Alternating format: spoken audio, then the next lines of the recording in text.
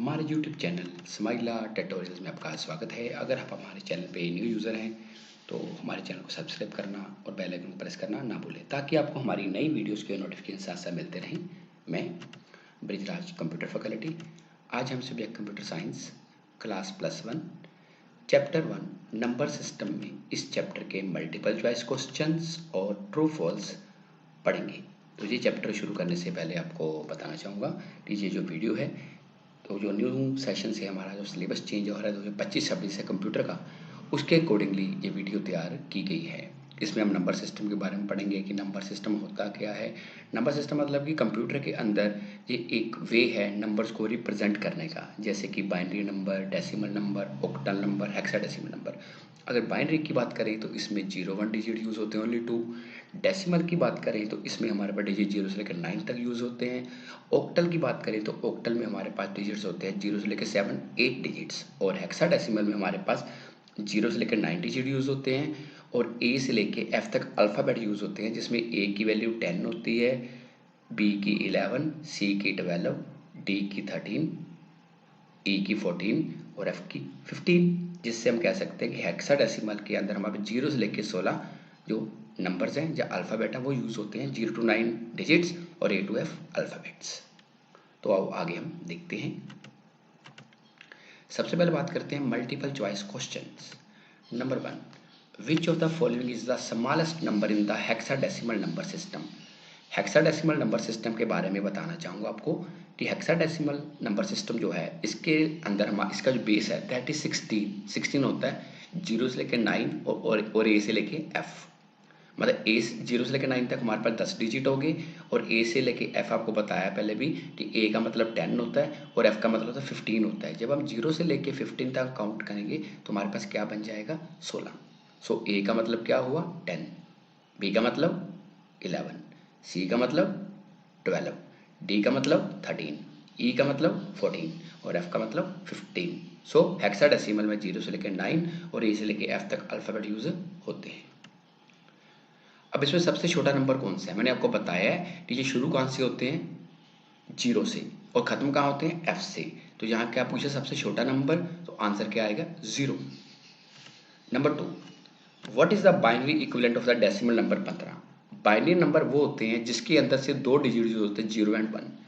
0 का मतलब होता है एब्सेंस ऑफ सिग्नल और 1 का मतलब होता है प्रेजेंस ऑफ सिग्नल। मतलब 0 मतलब ऑफ, 1 का मतलब ऑन।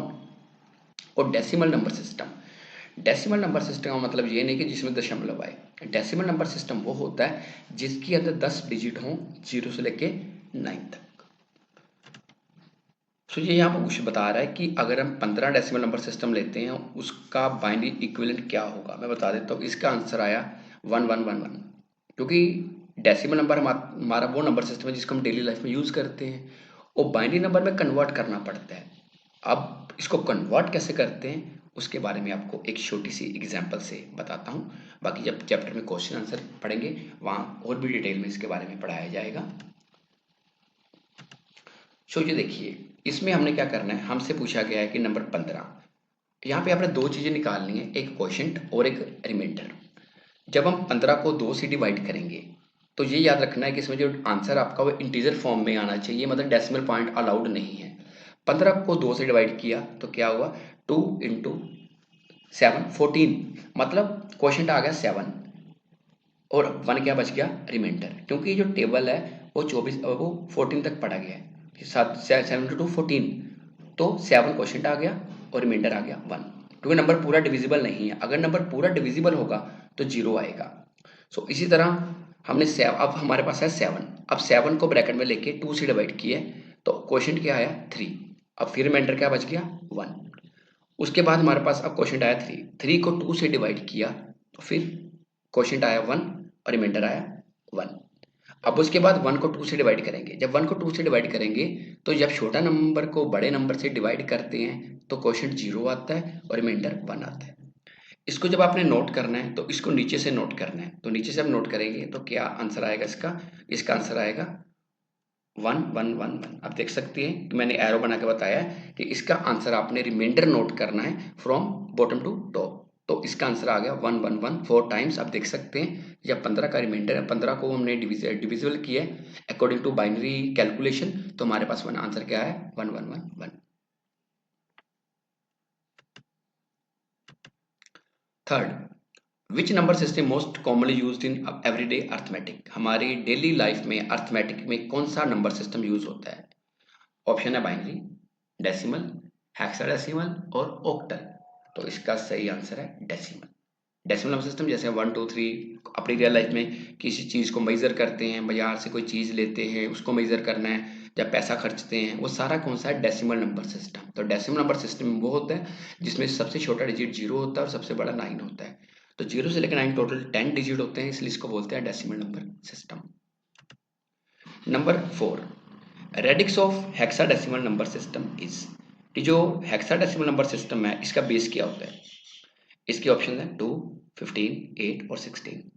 तो आपको मैंने बताया था कि हेक्साडेसिमल नंबर सिस्टम के अंदर हमारे पास डिजिट्स होते हैं लेके 0 से लेकर 9 और अल्फाबेट होते हैं ए से लेके एफ। तो क्या बन गया 0 टू लेकिन 15, तो 0 से 15 क्या आ गया 16। तो इसका जो रेडिक्स है बेस है that is 16।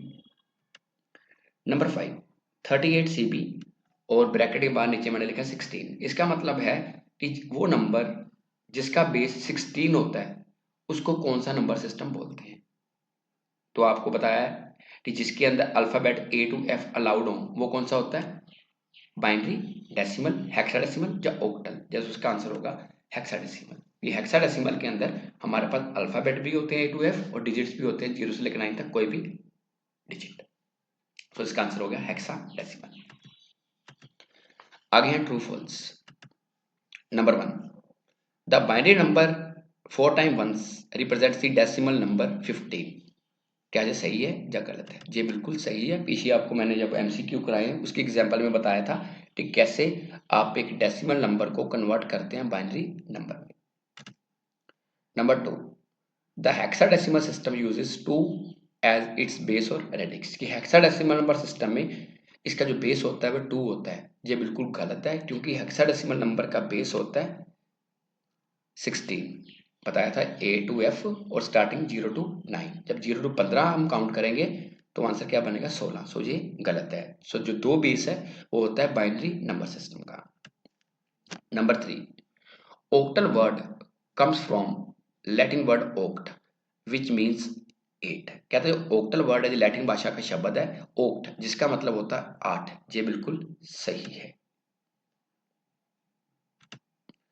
Number 4, the binary number system can represent any number using digits only 0 and 1। जो बाइनरी नंबर सिस्टम है उसके अंदर जो कोई भी नंबर है वो 0 और 1 से रिप्रेजेंट होता है।